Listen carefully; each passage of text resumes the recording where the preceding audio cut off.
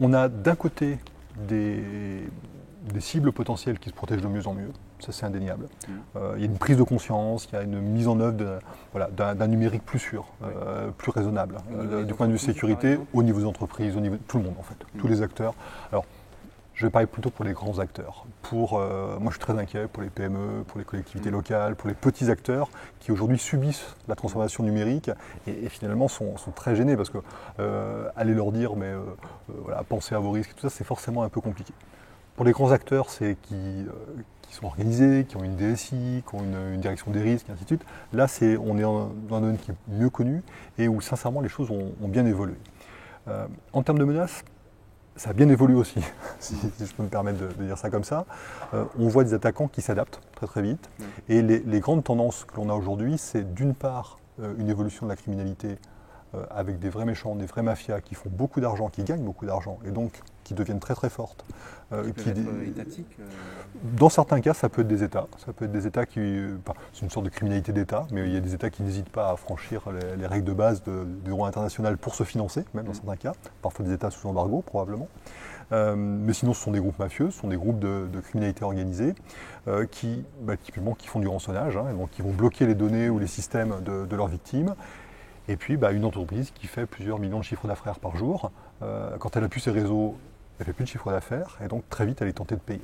Pour dire ça très, très clairement, on a vraiment une évolution très, très, très inquiétante depuis quelques mois, avec des attaquants très efficaces et des victimes dans le lot. Il y a toujours des victimes qui se font avoir, avec des conséquences qui peuvent être très, très graves pour elles au niveau économique.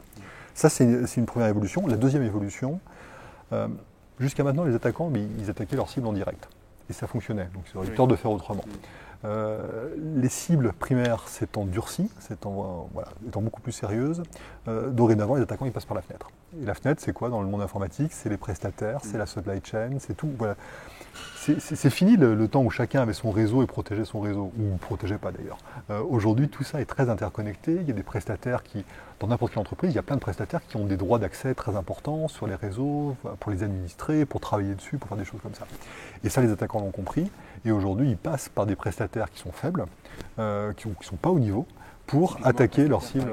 Ça peut être quoi? Prestataire, c'est ce qu'on appelait. Je crée un site internet, je passe Par exemple, ou c'est ce qu'on appelait avant les SS2I, donc c'est toutes les sociétés d'infogérance, toutes les sociétés, on parle d'entreprises de services numériques aujourd'hui, mais donc ce sont des gens qui gèrent votre informatique à votre place.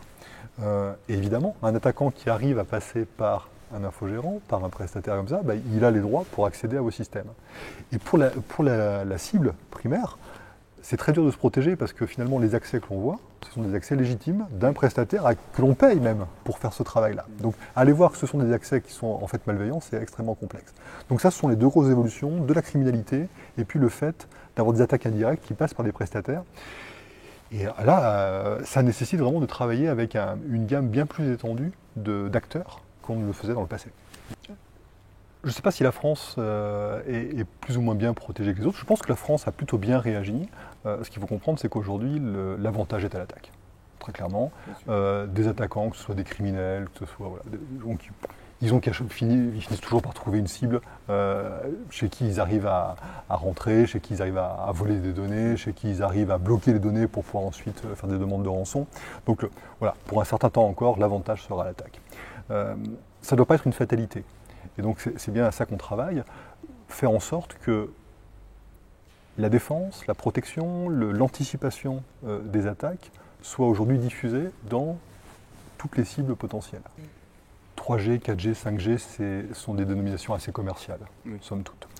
Quand on regarde dans le détail des technologies, on a une évolution qui est beaucoup plus continue, même si ça va très vite, objectivement. Mais la 5G, officiellement, elle va commencer. Certains pays l'ont déjà ouverte. Pour nous, ça va commencer dans les mois à venir. Par contre, le potentiel complet de la 5G, à la fois au niveau technologique, en termes de débit, de latence, tous ces qui sont techniques, mais également d'usage, ça évidemment, ça ne va arriver que dans 3 ans, 4 ans, 5 ans. Pour nous, la 5G, c'est en termes de risque, si on voit ça uniquement sous l'angle des risques, jusqu'à maintenant, le risque sur un réseau 3G, 4G, c'était un risque d'espionnage, très clairement, qui est réel, et éventuellement un risque de disponibilité Parce qu'on voit déjà aujourd'hui, si un réseau de téléphonie mobile, quelle que soit finalement sa génération, est indisponible pendant quelques heures, ça crée déjà des troubles majeurs pour le fonctionnement national. Avec la 5G, quand elle sera à son plein potentiel, donc typiquement quand ça aura innervé toute l'industrie, eh bien, le fonctionnement de la 5G ce sera vraiment le réseau des réseaux. Tout va se connecter à la 5G, en tout cas plein de choses vont se connecter à la 5G, donc la résilience, la disponibilité de la 5G va être absolument fondamentale. Et on va passer d'une question de protection de la vie privée, de protection du secret des correspondances, à une question vraiment de sécurité nationale. Il faudra que ces réseaux 5G fonctionnent absolument. Autrement, ce sont des pans entiers de l'économie, des pans entiers du fonctionnement national qui vont s'effondrer.